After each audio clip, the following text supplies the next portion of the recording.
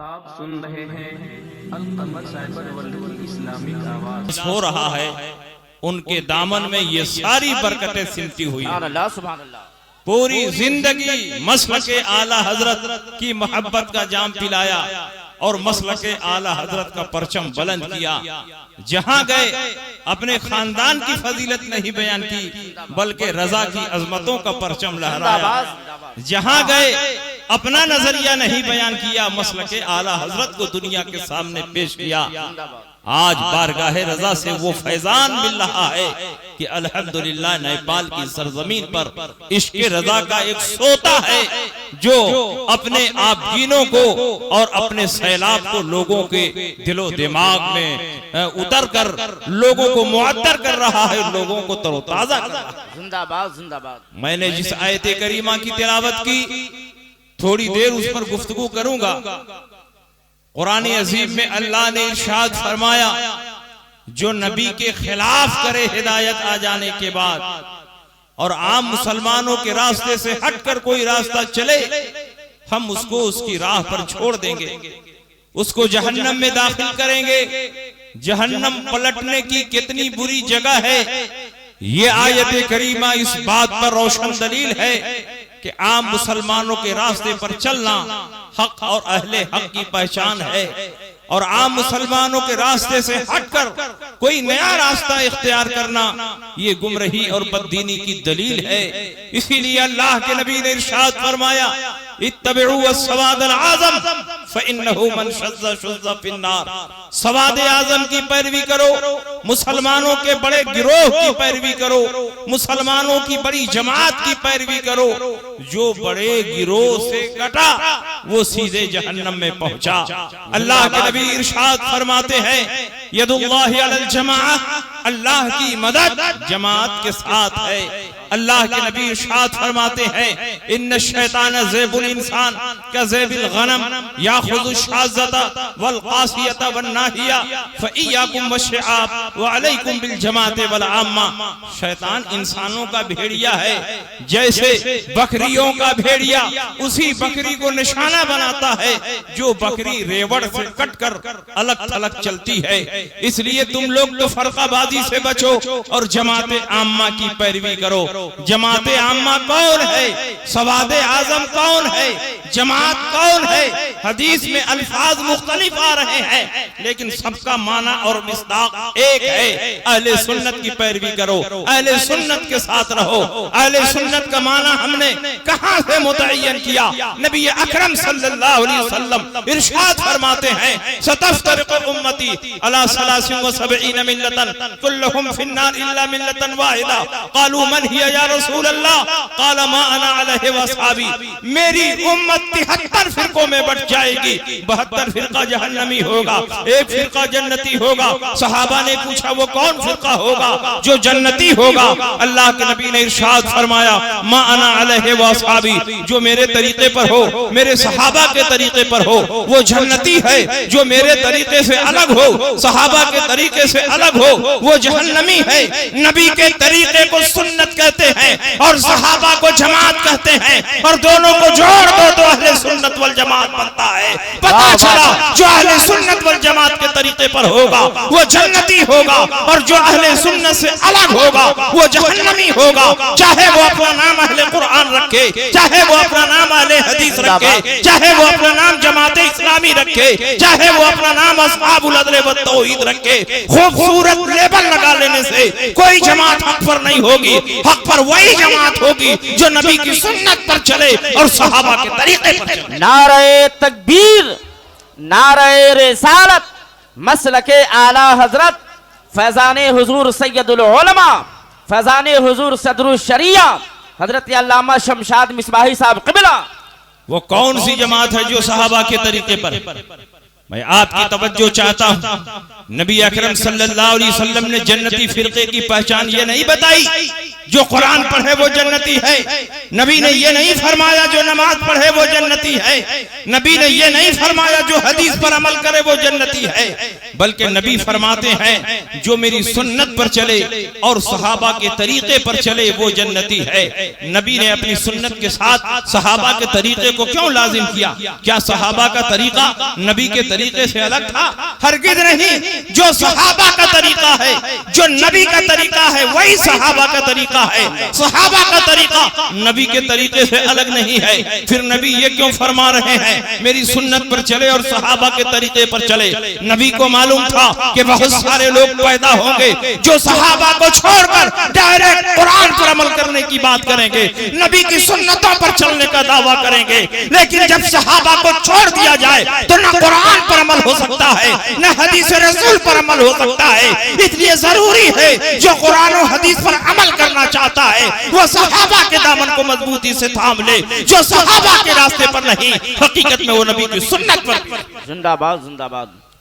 आप देखो नबी अकरम सल्लल्लाहु अलैहि वसल्लम ने हदीस का ये टुकड़ा बद मजहबों के चेहरे को पहचानने के लिए इरशाद फरमाया, माना अलैहि वसहाबी, ये आईना है, इस आईने में बेशुमार बातिल फिरकों को आप पहचान सकते हैं।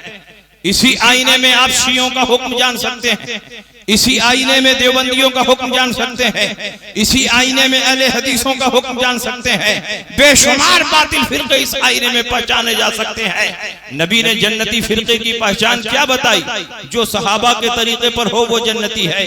और सहाबा के तरीके पर शिया चल ही नहीं सकते, क्योंकि शियों के सबसे बड़े मुज्तहिद मीर बाकिर मजलिसी ने हक़्क़ुल यकीन में लिखा, सहाबा बादे वफात नबी सल्लल्लाहु अलैहि वसल्लम मुर्तद शुदन इल्ला से नफर, अबू ज़र, मिक़दाद व सलमान। सहाबा सब के साथ हुजूर अलैहिस्सलाम के बाद मुर्तद हो गए माज़अल्लाह। सिर्फ अबू ज़र, मिक़दाद और सलमान यही मुसलमान रहे, आम सहाबा मुर्तद हो गए। मैं आपसे पूछना चाहता हूं कि जिन 3 सहाबा का नाम जिक्र किया है उसमें अली का नाम नहीं है, इमाम हसन और हुसैन का नाम नहीं है, सलमान फारसी का नाम तो जिक्र किया लेकिन अम्मार इब्न यासिर का नाम नहीं है, जिनके नाम से जुलूस अम्मारी निकालते हैं। इसका मतलब ये हुआ कि जो आम सहाबा को मुर्तद माने वो सहाबा के तरीके पर नहीं चल सकता, और जब सहाबा के तरीके पर नहीं चलेगा तो वो जन्नती भी नहीं हो सकता, क्योंकि नबी ने फरमाया जो सहाबा के रास्ते पर चले वही जन्नती है। नारे तकबीर, नारे रिसालत, मसलके आला हजरत। और ये वहाबी भी जन्नती नहीं हो सकते, इसलिए कि ये भी सहाबा के तरीके पर नहीं चलते। सहाबा नबी के गैब पर ईमान रखते थे, ये इल्म गैब के मुनकिर है। सहाबा नबी की शफाअत पर ईमान रखते थे, ये उसका इनकार करते हैं। सहाबा नबी के वसीले से दुआएं मांगते थे, ये उसका इनकार करते हैं। सहाबे किराम नबी के गैब पर ईमान रखते थे, ये कोई ऐसी बात नहीं जो हवा में पेश की जा रही है, इसके पीछे ठोस सबूत और मजबूत दलाइल है। और जो सहाबा का अकीदा था वही हम मसलक आला हजरत वालों का अकीदा है, वही हम सुन्नियों का अकीदा है। सहाबा नबी के गैब पर ईमान रखते थे, हम भी नबी के गैब पर ईमान रखते हैं। सहाबा नबी की शफाअत पर ईमान रखते थे, हम भी नबी की शफाअत पर ईमान रखते हैं। सहाबा नबी के वसीले से दुआएं मांगते थे, हम भी नबी के वसीले से दुआएं मांगते हैं। सहाबा ज़ियारत कबूर को जाते थे, हम भी ज़ियारत कबूर को जाते हैं। सहाबा इसाले सवाब करते थे, हम भी इसाले सवाब करते हैं। सहाबा नबी की ताज़ीम में खड़े होते थे, हम भी क़याम ताज़ीमी करते हैं। जो सहाबा का अकीदा था वही हमारा अकीदा है, जो सहाबा का तरीका था वही हमारा तरीका है। और नबी ने फरमाया जो सहाबा के तरीके पर होगा वही जन्नती है। इसलिए इस दौर में बेशुमार बातिल फिरके पैदा हो चुके हैं, लेकिन जो फिरका हक पर है वो कोई और नहीं, हम अहले सुन्नत हैं जिनकी पहचान इस दौर में मसलके आला हजरत से हो। जिंदाबाद जिंदाबाद। और बात बिला दलील न रहे, एक एक हदीस आप सुनते चले। सहाबा नबी के गैब पर ईमान रखते थे। सहाबा का अकीदा आपने कहां से जाना? उठाइए बुखारी शरीफ जिल्द अव्वल किताबुस सलात बाबो मन रका दून सफ। यहाँ उस आदमी का बयान है जो मस्जिद में दरवाजे ही पर नियत बांधकर रुकू में चला जाए और रुकू में चलते चलते सफ में जाकर मिल जाए, उसकी वो रकात शुमार में आएगी कि नहीं आएगी। इसी को बयान करने के लिए इमाम बुखारी ने ये बाब बांधा है, बाबो मन रका दून सफ, जो सफ में पहुंचने से पहले नियत बांध ले, उसका क्या हुक्म है। इस हदीस के रावी हजरत अबू बकर रज़ियल्लाहु ताला अन्हु है। बुखारी शरीफ की हदीस है। अन अबी बकरता अन्नहु इंतहा इला नबी सल्लल्लाहु अलैहि वसल्लम व हुवा राकिउन क़ब्ल अन यसला इला सफ। हजरत अबू बकर से मरवी है, वो मस्जिद नबवी शरीफ में नमाज पढ़ने के लिए गए। मस्जिद के दरवाजे पर अभी पहुंचे थे कि देखा हुजूर रुकू में जा चुके हैं, सहाबा रुकू में जा चुके हैं। मस्जिद के दरवाजे ही पर नियत बांधा, वहीं रुकू में चले गए। रुकू में चलते चलते सफ में जाकर मिल गए। अल्लाह के नबी ने जब सलाम फेरा तो इरशाद फरमाया, ऐ अबू बकरा खड़े हो जाओ। अबू बकरा खड़े हो गए। अल्लाह के नबी ने फरमाया, क्यों तुमने मस्जिद के दरवाजे ही पर नियत बांध लिया? क्या तुमको मेरा तरीका नहीं मालूम? सफ में पहुंचने के बाद नियत बांधना चाहिए। हजरत अबू बकरा ने यह नहीं कहा, या रसूल अल्लाह, आपका चेहरा तो किबले की तरफ था, आप मुसल्ले इमामत पर थे, और जब इमाम मुसल्ले इमामत पर होता है तो उसका चेहरा किबले की तरफ होता है, और मैं पीठ के पीछे से आया और आपको पीठ पीछे का इल्म नहीं, तो कैसे आपने जान लिया कि अबू बकरा ने किस तरह नमाज शुरू की है? ये सवाल नहीं उठाया इसलिए कि वो सहाबी थे, वहाबी नहीं थे।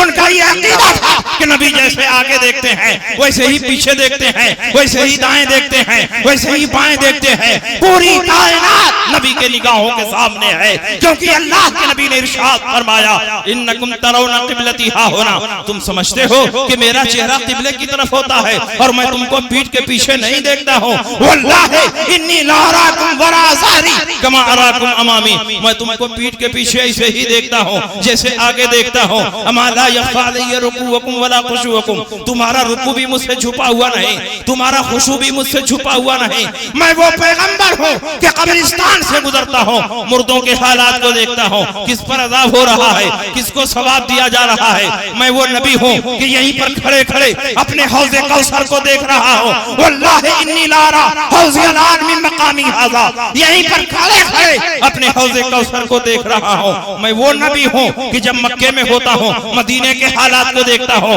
मदीने में होता हूँ जंगे रूम का मुशाहिदा करता हूँ, मिंबर पर होता हूँ क़यामत तक के अहवाल को सहाबा के सामने बयान करता हूँ। जब जमीन पर होता हूँ आसमान वालों को देखता हूँ, और जब आसमान से गुजरता हूँ तो जमीन पर चलने वाले इंसानों के दिलों को पढ़ता हूँ। आला हजरत फरमाते हैं, सरे अर्श पर है तेरी गुजर, दिले फर्श पर है तेरी नजर, मलकूत मुल्क में कोई शय नहीं वो जो तुझ पे आया नहीं, खुदा खुदा का यही है दर, नहीं और कोई मकर मकर जो वहां से हो यही आके हो, जो यहाँ नहीं तो वहां नहीं। नारे तकबीर, नारे रिसालत, मसलके आला हजरत, फैजाने हुजूर शेरे नेपाल, जलसे बरकातुन नबी।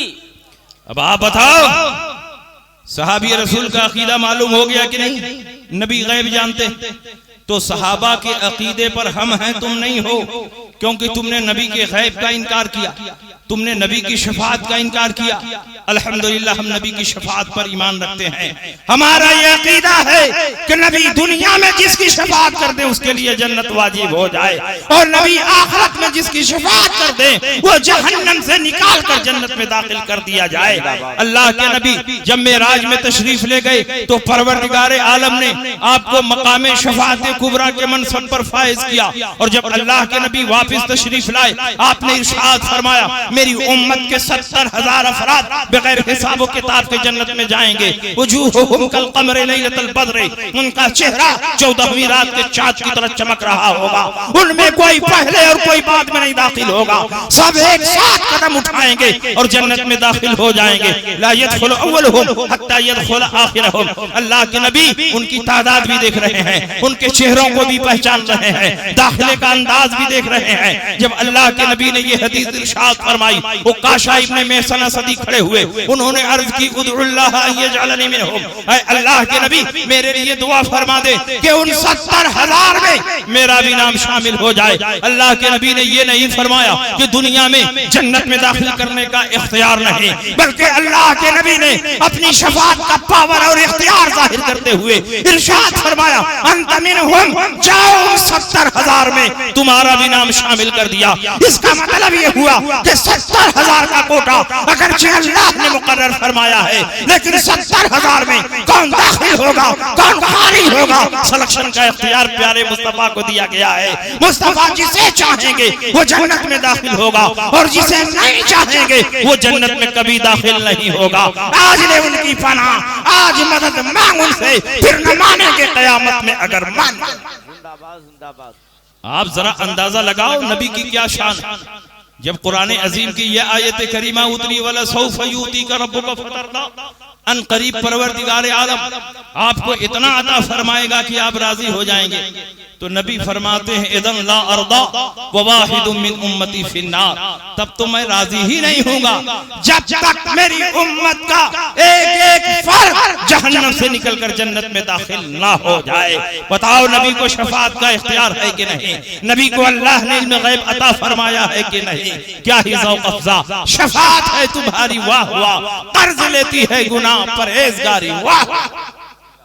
तो ये भी सहाबा के तरीके पर नहीं, और इन्हीं के मौसियाउद भाई हैं अहले हदीस, चोर चोर मौसियाउद भाई। अकीदा दोनों का एक ही है, नमाज पढ़ने का तरीका इनका अलग है, उनका अलग।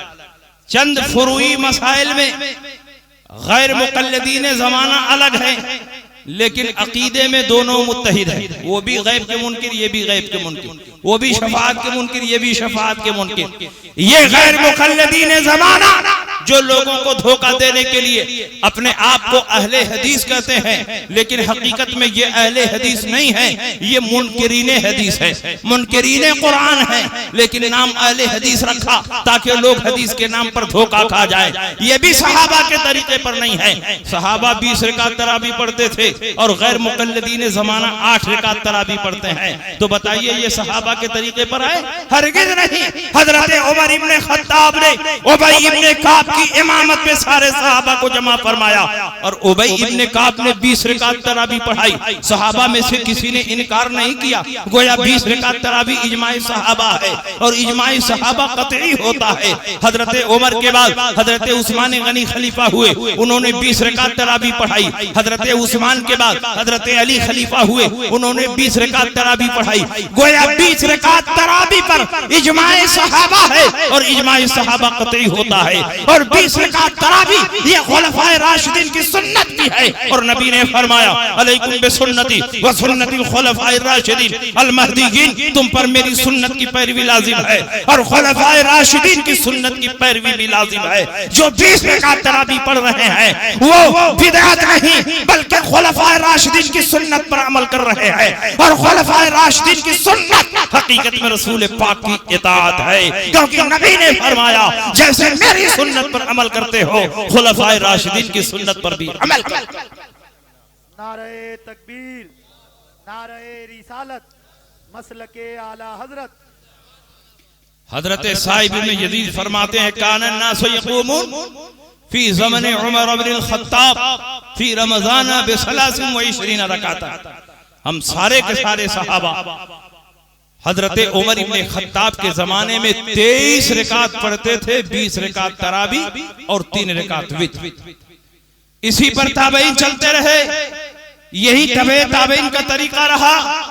दुनिया भर के औलिया किराम इसी पर अमल करते रहे, यहाँ तक के हजरत इमाम शाफी फरमाते हैं हाकज़ा अदरक्तु बिबलदिना मक्का व हुम युसल्लूना 20 रकातन। इसी तरह हमने अपने शहर मक्का मुकर्रमा में देखा कि सारे के सारे लोग 20 रकात तरावी पढ़ रहे हैं। और इस्माइल देहलवी जिसने हिंदुस्तान में गैर मुक़ल्लिदियत की बुनियाद रखी, उसके दादा शाह वलीउल्लाह मुहद्दिस देहलवी हुज्जतुल्लाहिल बालिगा में लिखते हैं अददहु 20 रकातन, तरावी की तादाद 20 रकात है। इसका मतलब ये हुआ कि सहाबा से लेकर माँ बाप तक 1400 साल तक मुसलसल आम मुसलमान बल्कि औलिया किराम मुहद्दिसीन इज़ाम सब के सब 20 रकात तरावी पढ़ते रहे। लेकिन 80 साल पहले ये गैर मुक़ल्लिदीन पैदा हुए, इन्होंने कहा सारे सहाबा गलत, ताबईन गलत, तबे ताबईन गलत, औलिया कामिलीन गलत, तरावी 20 रकात नहीं है बल्कि 8 रकात है। मैं पूछना चाहता हूँ 8 रकात तरावी पर कौन सी रिवायत मौजूद है? 20 रकात तरावी पर दर्जनों रिवायत रिवायत मौजूद है, लेकिन 8 रकात तरावी पर एक भी रिवायत मौजूद नहीं। और गैर मुक़ल्लिदीन जिस रिवायत को 8 रकात तरावी के सबूत में पेश करते हैं वो तरावी से मुताल्लिक नहीं है, तहज्जुद से मुताल्लिक है। इसलिए इमाम तिर्मिज़ी ने उसको बाबु तरावी में नहीं, बाबु तहज्जुद में नकल फरमाया है। ये दलील है इस बात की कि वो तरावी से मुताल्लिक नहीं बल्कि तहज्जुद से मुताल्लिक। तो ये सिर्फ धोखा देने के लिए ऐसा करते हैं।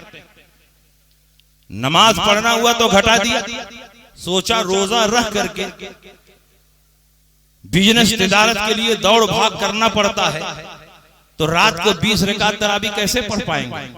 तो खुद बदलते नहीं, कुरान को बदल देते। कहा तरावी 20 रकात नहीं है बल्कि 8 रकात है। जाहिलों, कम पढ़े लिखे लोगों को यह पैगाम दिया, अगर हनफी बनोगे तो 20 पढ़नी पड़ेगी, मालिकी बनोगे तो 20 पढ़नी पड़ेगी, शाफी बनोगे तो 20 पढ़नी पड़ेगी, हम्बली बनोगे तो 20 पढ़नी पड़ेगी। एक ही रास्ता है आसानी का कि गैर मुक़ल्लिद बन जाओ, 8 रकात में काम चल जाएगा। तो इन्होंने कहा तरावी 20 रकात नहीं है बल्कि 8 रकात है। नमाज पढ़ना हुआ तो घटा दिया और गोश्त खाना हुआ तो बढ़ा दिया। कहा कुर्बानी 3 दिन नहीं है बल्कि 4 दिन।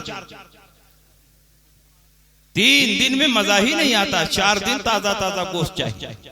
सारे सहाबा 3 दिन कुर्बानी करते रहे, ताबईन 3 दिन कुर्बानी करते रहे, तबे ताबईन 3 दिन कुर्बानी करते रहे, सारे बुजुर्गाने दीन 3 दिन कुर्बानी करते रहे।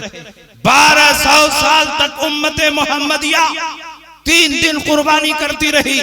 लेकिन 1200 साल के बाद इन्होंने एक नया फतवा पैदा किया, कहा कुर्बानी 3 दिन नहीं है बल्कि 4 दिन है। इस सिलसिले में सहाबा की रिवायतें देखें, आपकी आंखें खुल जाएंगी। अजिल्लाए सहाबा की रिवायत मौजूद है कि कुर्बानी 4 दिन नहीं बल्कि 3 दिन है। हजरत सिद्दीक़ अकबर, हजरत उमर, हजरत अब्दुल्ला इब्ने उमर, हजरत अली, हजरत बरा इब्ने आज़िब और कसीर सहाबा फरमाते हैं अय्यामुन नहर सलासतुन अफजलुहा अव्वलुहा, कुर्बानी 3 दिन है और पहले दिन कुर्बानी करना अफजल। और हजरत नाफे जो अब्दुल्ला इब्ने उमर के आजाद करदा गुलाम, वो फरमाते अल अधा यौमान बाद यौमिल अधा, कुर्बानी 2 दिन है ईद उल अधा के बाद। ईद उल अधा के बाद 2 दिन है, तो ईद उल अधा को लेकर के कुर्बानी 3 दिन। सारे सहाबा का यही अमल। लेकिन गैर मुक़ल्लिदीन ने कम पढ़े लिखे लोगों को धोखा देने के लिए, गोश्त की फरावानी और कसरत दिखाने के लिए ये कहा हमारी टीम में भर्ती हो जाओ, उधर 8 रकात तरावी से काम चल जाएगा और इधर 4 दिन ताजा ताजा गोश्त खाने को मिलता रहेगा। और इनके एक मुज्तहिद सिद्दीक हसन भोपाली है, इन्होंने अपनी किताब बुदूरुल अहिल्ला में यह भी लिख दिया कि एक बकरे में 100 आदमियों की कुर्बानी जाएगी। एक बकरे में कितनी कुर्बानी? 100 आदमियों की कुर्बानी। सारे सहाबा एक बकरे में, अरे छोड़ दो भैया, नहीं माइक चल रहा है, छोड़ दो, डिस्टर्ब ना करो, चुपचाप बैठे रहो।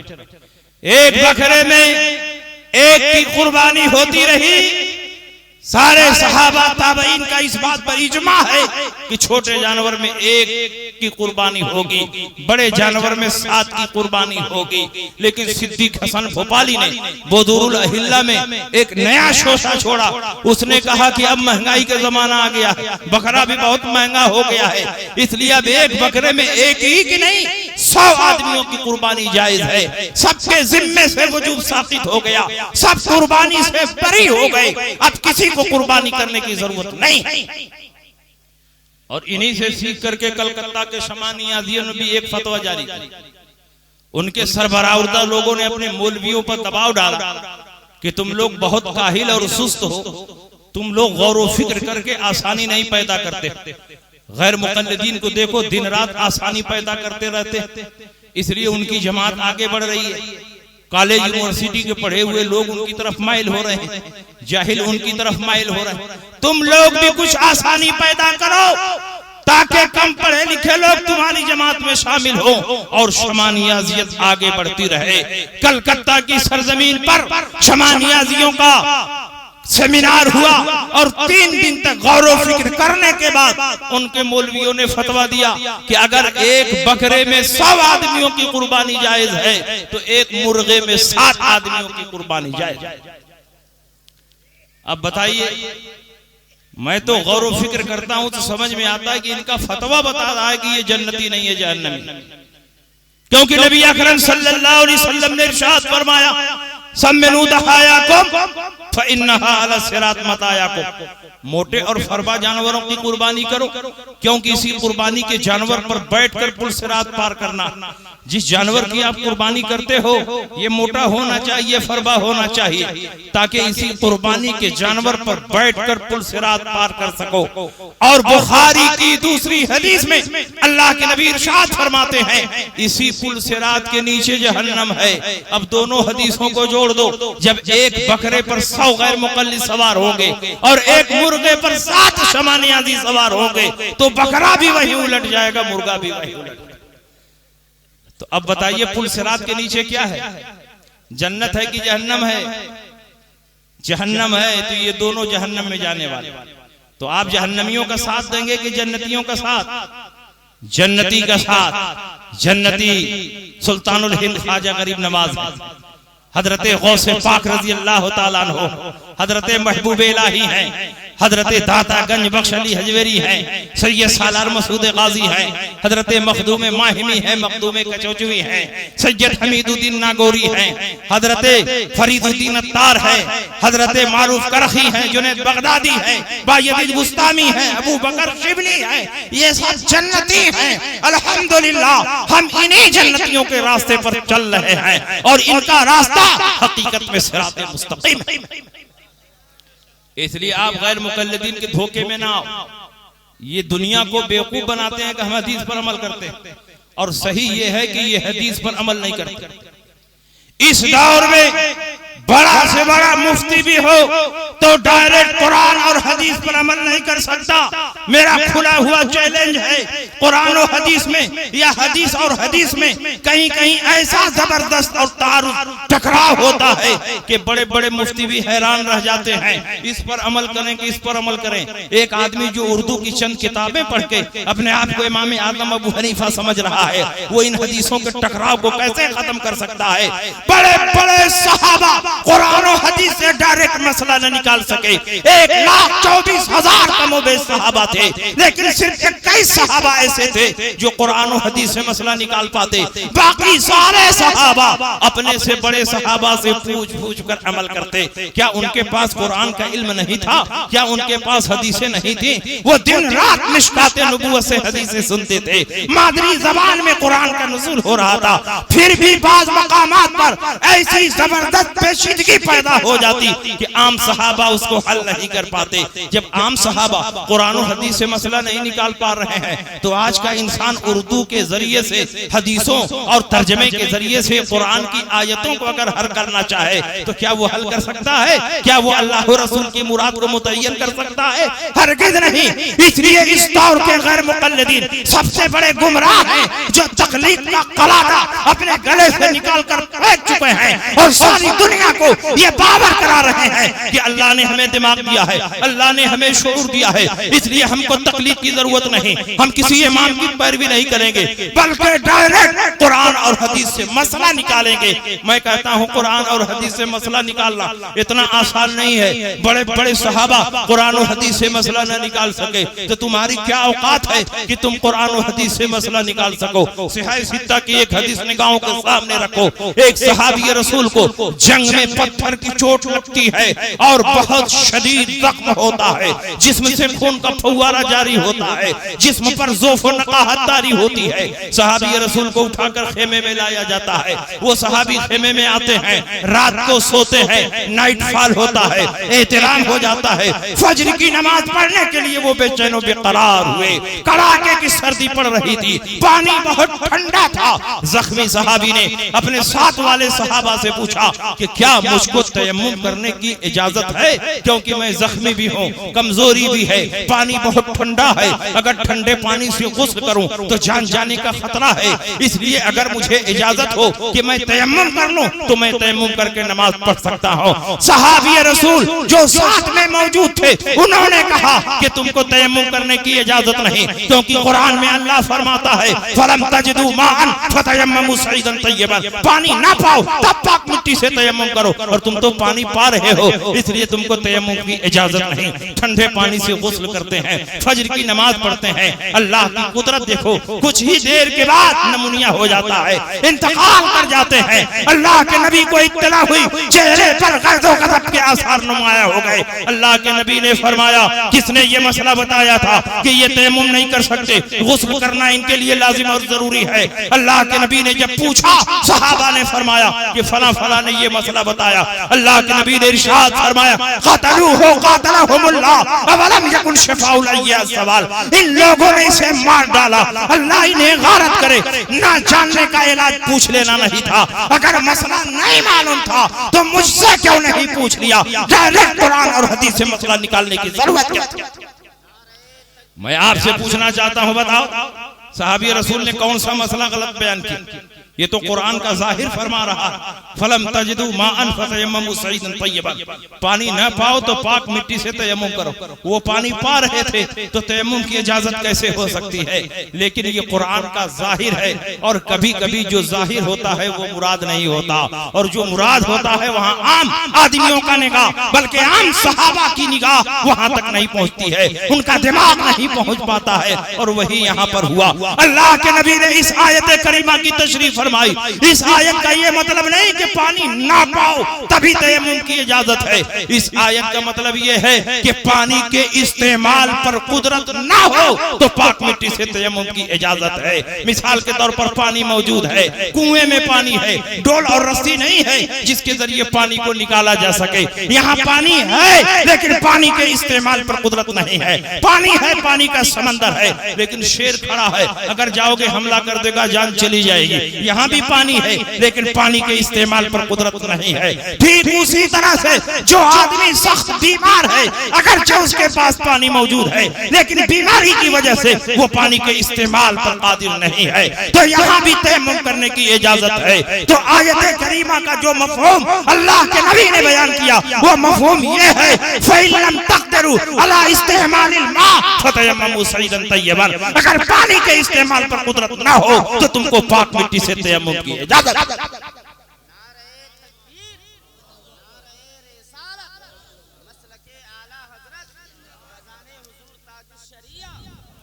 अब आप बताओ, ये कहते हैं कि हम तो निकाल लेते हैं कुरान और हदीस से मसला, और जब कुरान और हदीस से मसला निकालने लगे तो ऐसा ऐसा मसला निकाला कि मसले को मसाला ही बना दिया। एक मसला ये निकाला कि सूअर का गोश्त हराम है मगर चर्बी हराम नहीं।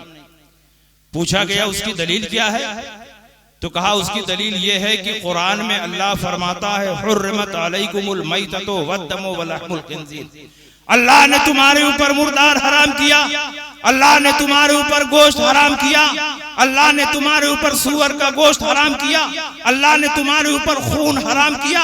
इस आयत करीमा में अल्लाह ने सूअर के गोश्त को हराम किया है, आयत करीमा में चर्बी का कहीं जिक्र नहीं है, इसलिए गोश्त हराम रहेगा और चर्बी हलाल रहेगी।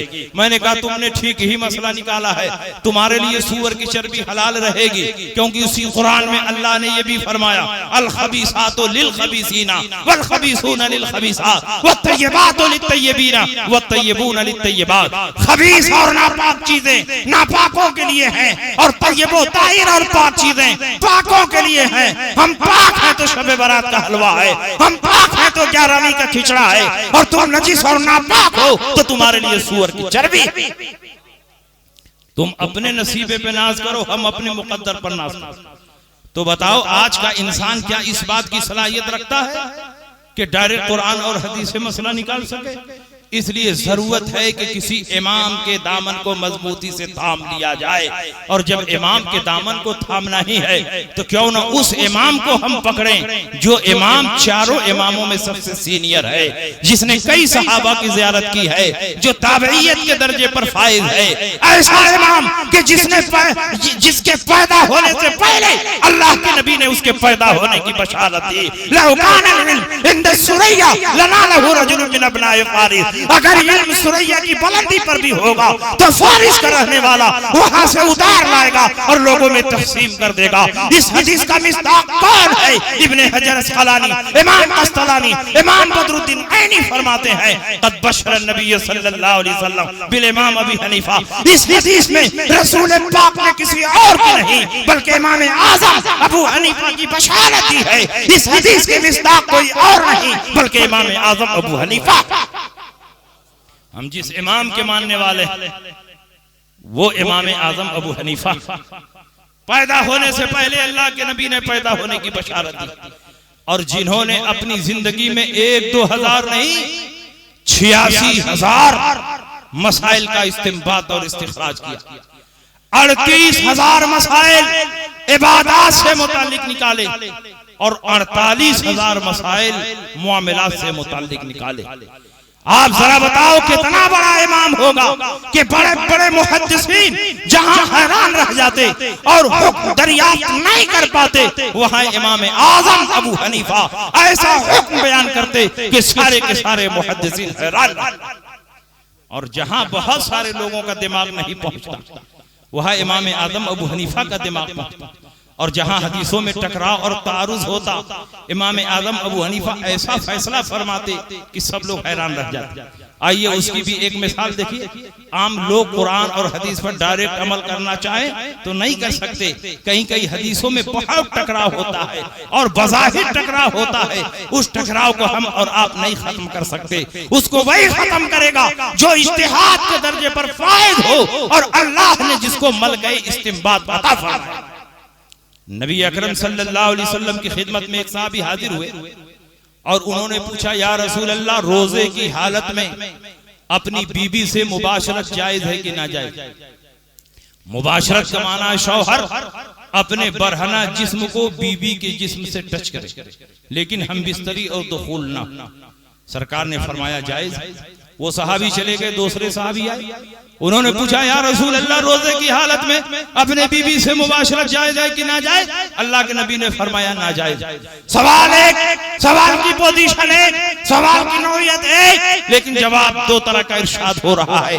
पहले सहाबी के सवाल के जवाब में नबी फरमाते हैं मुबाशरत जायज है और दूसरे सहाबी के सवाल के जवाब में नबी फरमाते हैं मुबाशरत नाजायज है। इस दौर का बड़ा से बड़ा मुफ्ती होगा तो फैसला नहीं कर सकता इस हदीस पर अमल किया जाए या उस हदीस पर अमल किया जाए, लेकिन जिस मसले को कोई नहीं हल कर सकता उसको इमाम आज़म अबू हनीफा हल फरमाते हैं। इमाम आज़म से पूछा गया, हुजूर आप क्या बताते हैं? हदीस में टकराव है, एक हदीस बताती है मुबाशरत जायज, दूसरी हदीस बताती है मुबाशरत नाजायज, फतवा क्या देते हैं? अगर आप जायज का फतवा देंगे नाजायज वाली हदीस से एतराज होगा, नाजायज का फतवा देंगे जायज वाली हदीस से एतराज होगा। इमाम आज़म फरमाते हैं हदीस में कोई टकराव नहीं, ये तुम्हारे समझने का फेर है। पहले नंबर पर जो सहाबी हाजिर हुए वो बूढ़े सहाबी थे। बूढ़ों में कुव्वत शहवानिया कम होती है, वो अपने मिजाज को कंट्रोल कर सकते हैं, अपने जज्बात को काबू में रख सकते हैं, तो उनको अल्लाह के नबी ने फरमाया मुबाशरत जायज है। और दूसरे नंबर पर जो सहाबी हाजिर हुए वो नौजवान सहाबी थे। नौजवानों में कुव्वत शहवानिया ज्यादा होती है, वो अपने मिजाज को कंट्रोल नहीं कर सकते, अपने जज्बात को काबू में नहीं रख सकते। अगर उनको मुबाशरत की इजाजत मिल जाएगी तो बात जमा तक पहुंचेगी, रोजा भी फासिद होगा, कज़ा और कफारा भी लाजिम हो जाएगा। तो मुसीबतों से बचाने के लिए नबी ने फरमाया तुम्हारे लिए जायज नहीं है। तो हदीस में कोई टकराव नहीं। पहली हदीस बूढ़ों के लिए है और दूसरी हदीस नौजवानों के लिए। आप जरा बताओ इस किस्म का टकराव अगर आज पैदा हो जाए तो क्या ये गैर मुकल्लिदीन उस पर अमल कर सकते हैं? हरगिज नहीं अमल कर सकते। इसलिए अहले हदीस न बनो, अहले सुन्नत बनो। और अल्हम्दुलिल्लाह हम अहले सुन्नत हैं। एक ही मसले से मुताल्लिक जब 2 तरह की 3 तरह की हदीसें आ जाती हैं तो हम उसमें तलाश करते हैं कि रसूल पाक की सुन्नत क्या, और रसूल पाक की सुन्नत पर अमल करते हैं। जैसे नमाज में मर्दों को नियत बांधने के बाद हाथ कहाँ रखना चाहिए? नाफ के नीचे रखना चाहिए कि नाफ के ऊपर रखना चाहिए कि सीने पर रखना चाहिए या हाथ छोड़कर पढ़ना चाहिए? इस सिलसिले में कई रिवायतें मौजूद हैं। एक रिवायत यह है कि नाफ के नीचे बांधा जाए ये रसूल पाक की सुन्नत है। हजरत अली फरमाते हैं फ़इन्न मिन सुन्नति वज़अल यमीन अलल यसार तहत सुर्रा, ये बात सुन्नत से है कि दाहिने हाथ को बाएं हाथ पर रखकर नाफ के नीचे बांधा जाए। और एक रिवायत ये है कि हाथ छोड़कर पढ़ा जाए, यही इमाम मालिक का मसलक है। और एक रिवायत ये है कि नाफ के ऊपर बांधा जाए, ये इमाम शाफी का मसलक है। इमाम तिरमिजी ने 3 मसलक बयान किया और तीनों मसलक की हदीसें बयान की, लेकिन चौथा मसलक नहीं बयान किया कि सीने पर कोई मर्द हाथ रखकर नमाज पढ़े।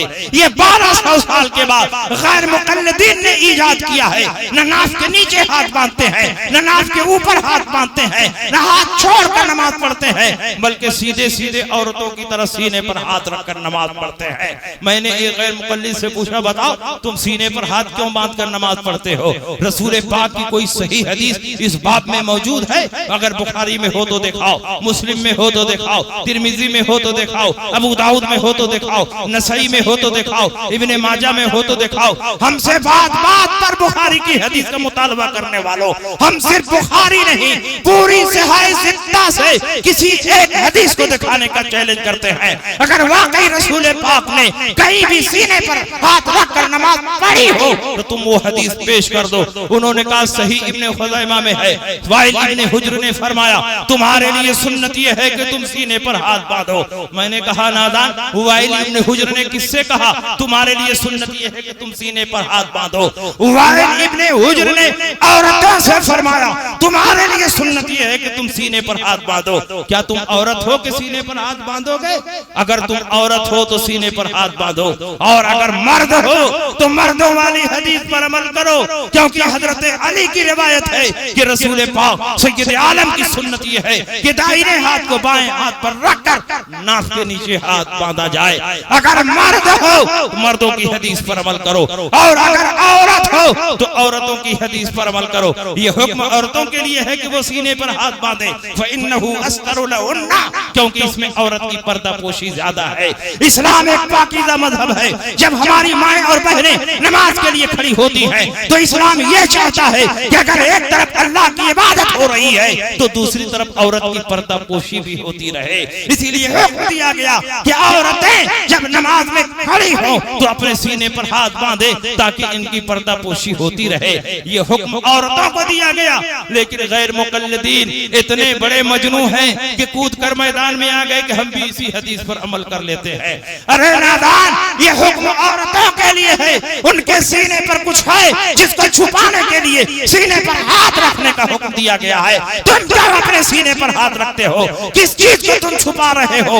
अगर औरतों के मसले पर अमल करने का ज्यादा शौक है तो महीने में 5 दिन की नमाज भी छोड़ दो ताकि मुकम्मल तौर पर औरतों से मुशाबहत।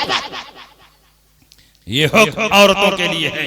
नबी अकरम सल्लल्लाहु अलैहि वसल्लम की सुन्नत यही है कि दाहिने हाथ को बाएं हाथ पर रखकर नाफ के नीचे बांधा जाए। इसलिए गैर मुक़ल्लिदीन से होशियार रहे। ये हदीस पर अमल करने वाले नहीं है, ये मुनकिरीने हदीस है, ये मुनकिरीने कुरान है।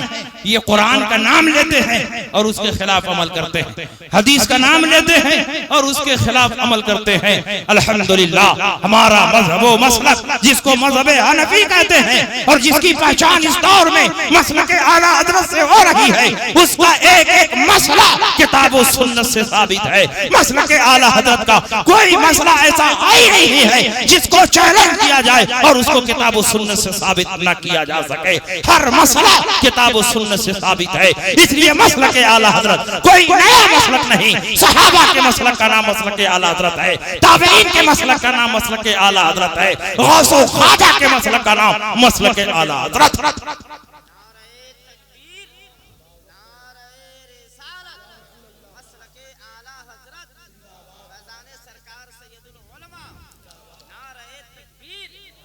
आज बहुत सारे लोग मसलक आला हज़रत की मुखालफत करते हैं, लेकिन मसलक आला हज़रत है क्या? मसलक आला हज़रत मसलक अहले सुन्नत वल जमात। मसलक आला हज़रत कोई नया मसलक नहीं है, और मसलक आला हज़रत की मुखालफत करने वाले जलीलो खार हो जाएंगे। मसलक आला हज़रत का कुछ नहीं बिगड़ेगा जो खानकाहे मसलक आला हजरत के खिलाफ उठी वो तबाह बर्बाद हो गई, वीरान हो गई। जो मशाइख मसलक आला हजरत के खिलाफ उठे वो जलीलो खार हो गए। जिन मुफ्तियों ने मसलक आला हजरत के खिलाफ फतवा दिया उनके कलम की रोशनाई खुश्क हो गई, जलीलो खार हो गए। लेकिन मसलक आला हजरत का परचम सिर्फ हिंदुस्तान में नहीं पूरी दुनिया में आबोताब के साथ लहरा रहा है और सुबह क़यामत तक लहराता रहेगा।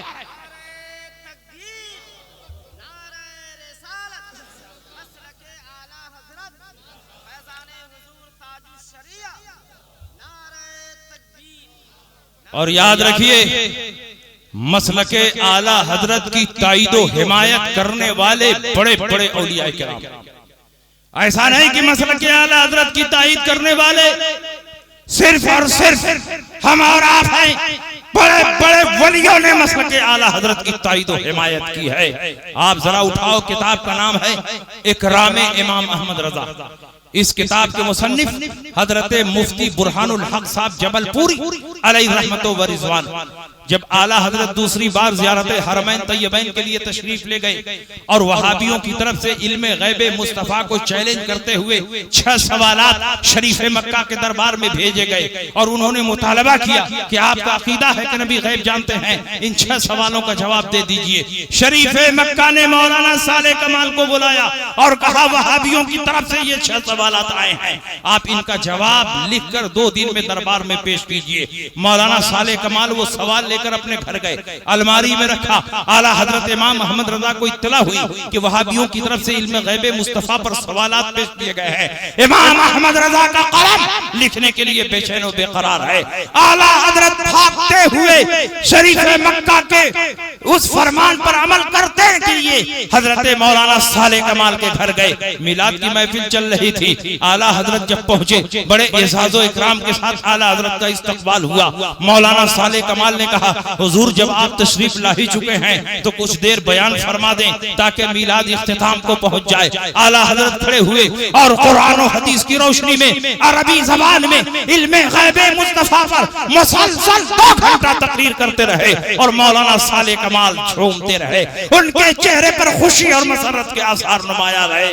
जब आला हजरत की तकरीर बंद हुई मौलाना साले कमाल ने अलमारी खोली, वो पर्चा निकाला, कहा वहाबिया की तरफ से ये 6 सवालात आए हैं, इनका जवाब मतलूब है। आपने जो तकरीर फरमाई है वही तकरीर लिख कर दे दीजिए, किताब तैयार हो जाएगी। आला हजरत ने फरमाया इल्मे गैबे मुस्तफा पर जब अहमद रजा का कलम चलेगा तो पूरी तहकीक और तफसील के साथ किताब लिखी जाएगी। शरीफ मक्का के हुक्म पर ऐसी किताब लिखी जाएगी कि वहां भी उसका जवाब नहीं दे पाएंगे। मौलाना साले कमाल ने कहा इतना टाइम नहीं, सिर्फ 2 ही दिन का वक्त है और शरीफ मक्का के दरबार में किताब भेजनी है। आला हजरत ने फरमाया 2 दिन तो बहुत है। जब अहमद रजा लिखने पर आएगा चंद घंटों में एक ऐसी किताब लिख देगा कि सुबह क़यामत तक वहां भी उसका जवाब नहीं दे पाएंगे। मौलाना साले कमाल ने वो पर्चा दिया। आला हजरत अपनी क़यामगाह पर आए, बुखार की शिद्दत में डूबे हुए हैं और उसी में थोड़ा थोड़ा वक्त निकालकर आला हजरत ने किताब लिखना शुरू किया। सिर्फ 8.5 घंटे में अरबी जबान में बगैर किताबों को देखे हुए अद-दौलतुल मक्किया के नाम से आला हजरत ने एक ऐसी अजीम शान किताब लिखी कि जब ये किताब शरीफ मक्का के दरबार में पढ़ी जा रही थी, अभी आधी किताब पढ़ी गई कि शरीफ मक्का ने फैसला सुना दिया, अल्लाह युती व हाउला यमनऊन, अल्लाह अपने हबीब को गैब का इल्म अता फरमाता है और ये वहाबी उसका इनकार करते हैं। जब ये किताब आला हजरत लेकर इंडिया आए, पानी के जहाज से गए थे और पानी के जहाज से बंबई तशरीफ लाए, तो मुफ्ती बुरहानुल हक साहब जबलपुरी आला हजरत का इस्तकबाल करने के लिए जबलपुर से बंबई पहुंचे। चंद दिन आला हजरत के साथ कयाम रहा और उसके बाद अचानक आला हजरत बातनी कशिश की बुनियाद पर फरमाते हैं कि बुरहान मियां तैयार हो जाओ, बांद्रा चलना है और बांद्रा के मजजूब साहब से मुलाकात करनी। बंबई में साहिल समंदर एक शहर आबाद है जिसका नाम बांद्रा और वहीं समंदर के किनारे एक अजीम शान खानकाह थी जिसमें एक अल्लाह के वली, एक मजजूब अल्लाह के नेक बंदे तशरीफ फरमाते। आला हजरत की आदत थी कि जब किसी शहर में जाते और उन्हें इत्तला मिलती कि कोई अल्लाह के वली यहाँ है तो उनकी बारगाह में इक्तिसाबे फैज के लिए जाते। आला हजरत मुफ्ती बुरहानुल हक को लेकर चल पड़े और इधर बांद्रा में मजजूब साहब को आला हजरत की खुशबू महसूस होने लगी। मजजूब साहब ने अपने मुरीदीन को जमा करके फरमाया, बहुत बड़े आलिम मेरे पास आ रहे हैं, मुझसे मिलने के लिए आ रहे हैं, उनकी खुशबू महसूस हो रही है, उनके इस्तकबाल की तैयारी करो, उनके लिए चाय की तैयारी करो, उनके लिए काफी की तैयारी करो, उनके लिए कहवा की तैयारी करो। आला हजरत इमाम अहमद रज़ा फाजिल बरेलवी रज़ी अल्लाह तआला अन्हु जब बांद्रा के लिए निकले तो मजजूब साहब को आला हजरत की खुशबू महसूस होने लगी। जैसे जैसे आला हजरत खानकाह से करीब हो रहे हैं वैसे वैसे खुशबू भी करीब से करीब तर होती जा रही है। जब आला हजरत खानकाह के बिल्कुल करीब पहुंचे और खानकाह में दाखिल हुए तो मजजूब साहब फरमाते हैं कि बहुत करीब से खुशबू आ रही है, चलो बाहर निकलकर उनका इस्तकबाल करते हैं। आला हजरत अजीमुल बरकत अपने साथियों के साथ खानकाह में पहुंचे। मजजूब साहब अपने मुरीदीन के साथ निकले। आला हजरत के रुखे ज़ेबा पर नजर पड़ी और बड़े एजाज़ो इकराम के साथ आला हजरत का इस्तकबाल किया। सलाम व मुसाफा के बाद आला हजरत को लेकर अपने हुजरे में गए। आला हजरत तशरीफ फरमा है, मजजूब साहब तशरीफ फरमा है, बड़े बड़े उलमा बैठे हैं, मुफ्ती बुरहानुल हक बैठे हैं। और मजजूब साहब की आदत थी कि उस खानकाह में 3 चीजें हमेशा दस्तयाब रहती थी, चाय, काफी, कहवा। और जब कोई आलिम पहुंचता तो चेहरा देखकर मजजूब साहब मुतय्यन करते, इनको चाय पिलाओ, इनको काफी पिलाओ, इनको कहवा पिलाओ। लेकिन जब आला हजरत पहुंचे तो मजजूब साहब फरमाते हैं कि बताइए आप क्या पीना पसंद करेंगे? आपके लिए चाय भी हाजिर है, आपके लिए काफी भी हाजिर है, आपके लिए कहवा भी हाजिर है। आला हजरत फरमाते हैं कि मजजूब साहब ने तीनों का नाम लिया है, मुझे तीनों में बरकत नजर आ रही है। मुझे चाय भी पसंद है, काफी भी पसंद है, कहवा भी पसंद है। एक ही प्याली में चाय डाली गई, उसी में काफी डाली गई, उसी में कहवा डाला गया और आला हजरत चमचे से हिलाकर पी लेते हैं।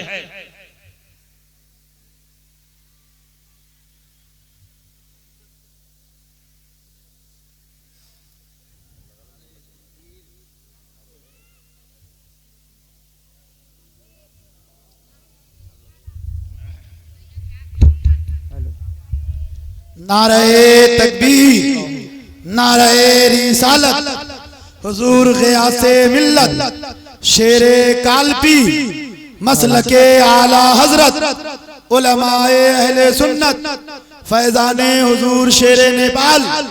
नारे तकबीर, नारे रिसालत, मसलके आला हजरत, हुजूर ग़ियासे मिल्लत। हेलो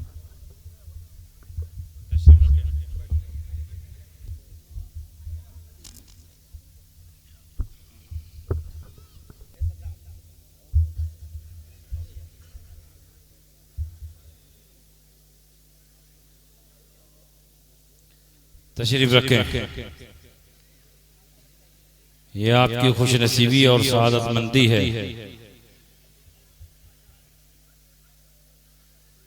कि शेरे कालपी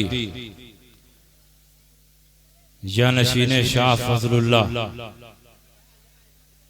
पीरे तरीक़त मुहाफिज़े मसलके आला हजरत हजरत अल्लामा सैयद ग़ियासुद्दीन साहब क़िबला क़ादरी तिरमिज़ी मद्दज़िल्लहुल आली हमारे निगाहों का सुरूर बने हुए। इंशाअल्लाह थोड़ी देर के बाद हजरत की तकरीर होगी और मेरी तकरीर बिल्कुल आखिरी मरहले में दाखिल हो चुकी है। एक मरतबा दुरूद शरीफ पढ़ें तो बात पूरी करें। अल्लाहुम्मा सल्ली अला सय्यदिना व शफीना व हबीबिना व मौलाना मुहम्मदिन व बारिक व सल्लिम सलातम व सलामन अलैका या रसूल अल्लाह सल्लल्लाहु तआला अलैहि वसल्लम। तो मैं अर्ज ये कर रहा था कि मसलके आला हजरत की ताईद व हिमायत करने वाले बड़े बड़े औलियाए किराम, इसलिए मसलके आला हजरत का कोई कुछ बिगाड़ना चाहे तो बिगड़ेगा नहीं, बिगाड़ने वाले खुद बिगड़ जाएंगे। मसलके आला हजरत पूरी मजबूती के साथ पूरी दुनिया में फैलता चला जा रहा है। जहां जहां खुश अकीदा मुसलमान है, आला हजरत का सलाम भी पढ़ा जा रहा है, आला हजरत का कलाम भी पढ़ा जा रहा है। जब मजदूर साहब की खानकाह में आला हजरत पहुंचे, आला हजरत ने पूछा, बताइए आप क्या पीना पसंद करेंगे? आपके लिए चाय भी हाजिर है, आपके लिए काफी भी हाजिर है, आपके लिए कहवा भी हाजिर है। आला हजरत फरमाते हैं कि आपने तीनों का नाम लिया है, मुझे तीनों पसंद है। एक ही प्याली में चाय डाली गई, उसी में काफी डाली गई, उसी में कहवा डाला गया और आला हजरत तीनों को मिलाकर पी लेते हैं। जब मजदूर साहब से गुफ्तगू शुरू हुई तो मुफ्ती बुरहानुल हक साहब फरमाते हैं 3.5 घंटा मुसलसल गुफ्तगू होती रही और बार बार मैं कोशिश करता रहा कि जरा ये समझ जाऊं किस जबान में बात हो रही है, किस टॉपिक पे बात हो रही है, किस मौजू पे बात हो रही है, लेकिन खुदा की कसम एक लफ्ज भी मुझे समझ में नहीं आया। अल्लाह बेहतर जाने की किस जबान में बात हो रही थी। ये उर्दू में बात नहीं हो रही थी, मैं उर्दू जानता हूँ। अरबी में बात नहीं हो रही थी, अरबी जानता हूँ। फारसी में बात नहीं हो रही थी, फारसी जानता हूँ। हिंदी में बात नहीं हो रही थी, हिंदी जानता हूँ। अल्लाह बेहतर जाने कि किस जबान में बात हो रही है, क्या बात हो रही है, किस टॉपिक पे बात हो रही है। जितने हाजिरीन हैं सब हैरान हैं और किसी को एक लफ्ज भी समझ में नहीं आ रहा है। जब गुफ्तगू कंप्लीट हुई, आला हजरत इजाजत लेकर जाने लगे तो मुफ्ती बुरहानुल हक साहब भी आला हजरत के पीछे पीछे चल रहे हैं। मजदूर साहब ने घर के दरवाजे तक रुखसत किया, आला हजरत जाने लगे, मुफ्ती बुरहानुल हक भी आला हजरत के पीछे पीछे चल रहे हैं। अचानक मुफ्ती बुरहानुल हक के दिल में ये बात पैदा हुई कि आला हजरत जिस खानकाह में जिस शेख से मिलने के लिए आए हैं, जिस मजदूर से मिलने के लिए आए हैं, वो कोई मामूली बुजुर्ग नहीं होंगे, बहुत पाए के बुजुर्ग होंगे। इसीलिए आला हजरत इनसे मिलने के लिए आए हैं। चलूं मैं भी तन्हाई में कुछ दुआ करा लूं, कुछ नसीहत हासिल कर लूं। आला हजरत के पीछे पीछे चल रहे थे और आला हजरत को छोड़कर फिर हुजरे में दाखिल हो गए और मजदूर साहब से फरमाते हैं, हुजूर मेरे लिए भी कुछ नसीहत फरमा दे, मैं भी कुछ नसीहत लेना चाहता हूँ। मजदूर साहब ने कहा, तुम मुझसे नसीहत लेना चाहते हो? कहा हाँ हुजूर आप ही से नसीहत लेना चाहता हूँ। तो मजदूर साहब ने फरमाया, अगर तुम मुझसे नसीहत लेना चाहते हो तो मेरी पहली और आखिरी नसीहत ये है कि अभी जिनके पीछे पीछे चल रहे थे उन्हीं के पीछे पीछे चलते रहो, जन्नत तक पहुंच जाओगे। इनका रास्ता जन्नत में ले जाने वाला रास्ता है। नारे रिसालत मसलके आला हजरत फैजाने हुजूर शेरे नेपाल। मसलके आला हजरत कोई नया मसलक नहीं है, बल्कि मसलके अहले सुन्नत की पहचान का नाम मसलके आला हजरत है। और आला हजरत इमाम अहमद रजा को अल्लाह रब्बुल इज्जत ने अपनी बारगाह में जो महबूबियत और मकबूलियत अता फरमाई थी उसका अंदाजा हम और आप क्या लगाएं। आला हजरत की जबान से जो बात निकलती थी वो भी रब की बारगाह में मकबूल हो जाती थी। आला हजरत जिसके हक में जो दुआ फरमाते वो भी रब की बारगाह में मकबूल होती। हयाते आला हजरत में लिखा हुआ है, आला हजरत अजीमुल बरकत के वालिद अल्लामा नकी अली खां हैं, उनके वालिद के दोस्त अल्लामा गुलाम हुसैन बरेलवी हैं। वो इल्मे नुजूम इल्मे हयात में बहुत माहिर है। एक दिन आला हजरत की खिदमत में हाजिर हुए।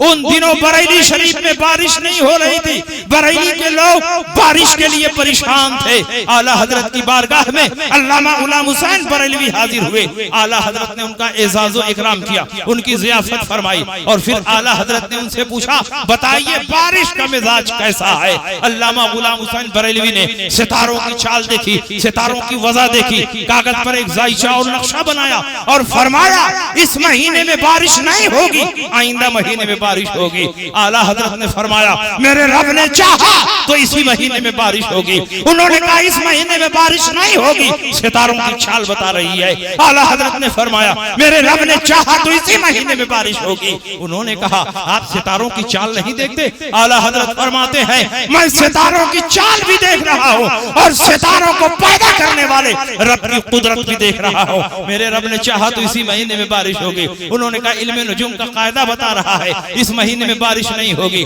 इल्मे हयात का ज़ाब्ता बता रहा है इस महीने में बारिश नहीं होगी। आला हजरत ने देखा इल्मे नुजूम के ज़न्नी कायदों पर इतना एतमाद और भरोसा है कि अल्लाह की कुदरत से गाफिल हो रहे हैं और इन्हें पता भी नहीं चल रहा है। आला हजरत एक आलिम रब्बानी थे, किसी को भटकता हुआ देखते फौरन हिदायत का इंतजाम करते। आला हजरत के सामने एक घड़ी लटक रही थी, उसमें 11:15 बज रहे थे। आला हजरत ने पूछा बताइए घड़ी में क्या टाइम हुए हैं? उन्होंने कहा 11:15 बजे है। आला हजरत ने पूछा 12 बजने में कितना टाइम बाकी है? उन्होंने कहा पौना घंटा बाकी है। आला हजरत ने पूछा अगर पौना घंटा नहीं गुजरेगा तो क्या 12 नहीं बजेगा, 12 की घंटी नहीं बजेगी? उन्होंने कहा हरगिज नहीं, जब तक पौना घंटा नहीं गुजरेगा न 12 बजेगा न 12 की घंटी बजेगी। आला हजरत खड़े हुए, घड़ी का ढकना खोला और बड़ी सुई को खींचकर 12 पे कर दिया। फौरन 12 बज गया, 12 की घंटी बज गई। आला हजरत ने फरमाया आप तो कह रहे थे जब तक पौना घंटा नहीं गुजरेगा न 12 बजेगा न 12 की घंटी बजेगी, देखिए 12 भी बज गया, 12 की घंटी बज गई। उन्होंने कहा आपने बड़ी सुई को खींचकर 12 पे कर दिया,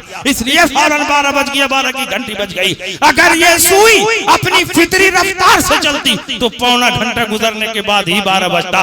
आला हजरत फरमाते हैं यही तो मैं आपको समझाना चाहता हूँ, मैंने बड़ी सुई को खींचकर 12 पे कर दिया, फौरन 12 बज गया, 12 की घंटी बज गई। मेरा परवरदिगार भी कादिर है, जब चाहे इस सितारे को खींचकर यहाँ कर दे, उस सितारे को खींचकर यहाँ कर दे, इस सितारे को खींचकर यहाँ कर दे, फौरन चाल बदल जाएगी। मेरे रब ने चाहा तो इसी महीने में बारिश होगी, बल्कि इसी हफ्ते में बारिश होगी, बल्कि अभी बारिश होगी। इतना कहना था कि बारिश होने लगी, बारिश होने लगी, इतनी बारिश होती है कि बरेली की सरजमीन जलजल हो जाती है।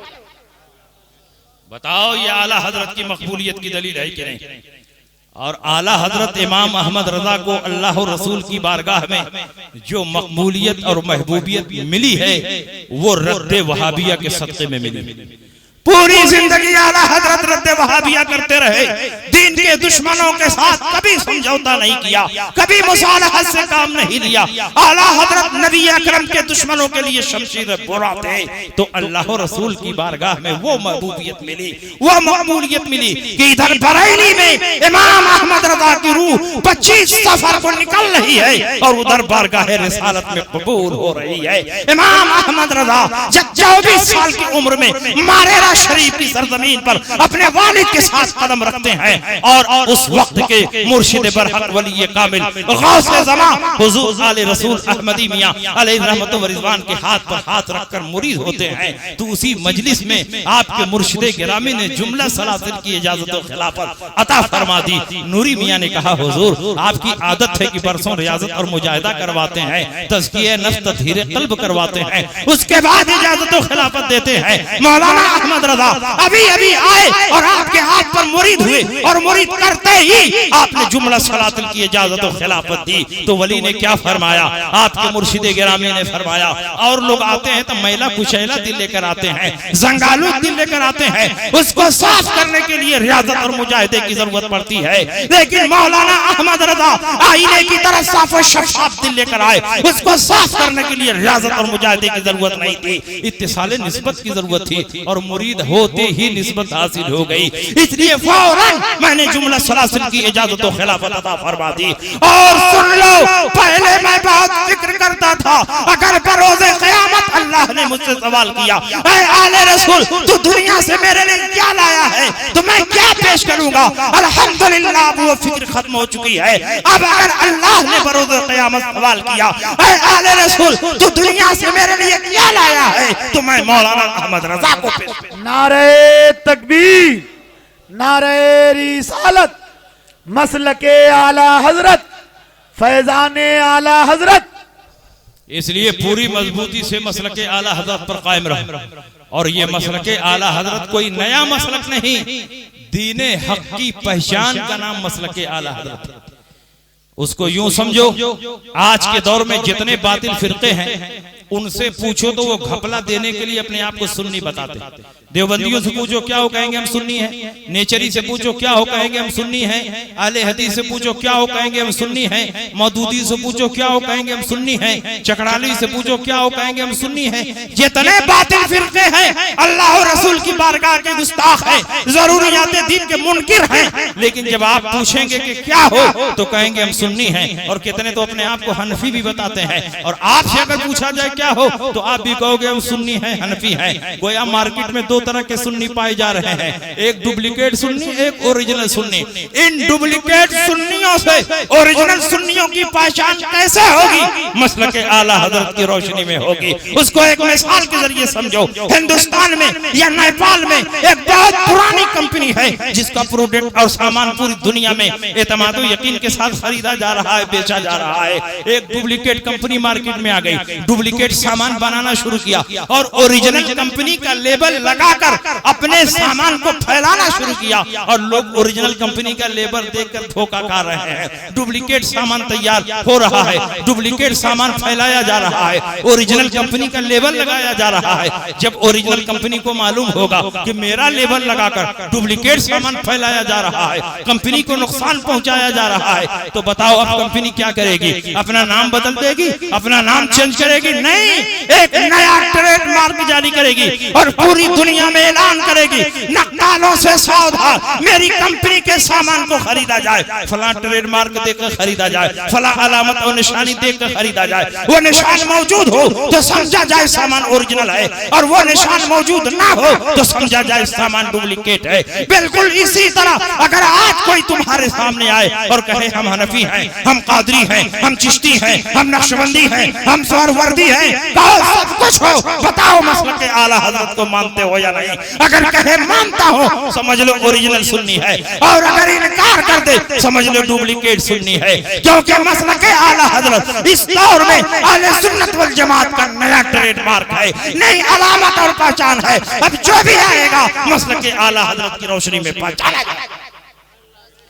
और मसलक आला हजरत आपसे डिमांड करता है कि दीन के दुश्मनों से दूरी इख्तियार करो, उनसे किसी किस्म का मेल जोल, उठना बैठना, खाना पीना, शादी ब्याह, ये सब नाजायज और हराम है। जो जरूरियात दीन के मुनकिर हैं, अल्लाह और रसूल की बारगाह के गुस्ताख हैं, उनसे हमारा कोई रिश्ता नाता नहीं रह सकता। यही अल्लाह का पैगाम है, यही रसूलुल्लाह का पैगाम है।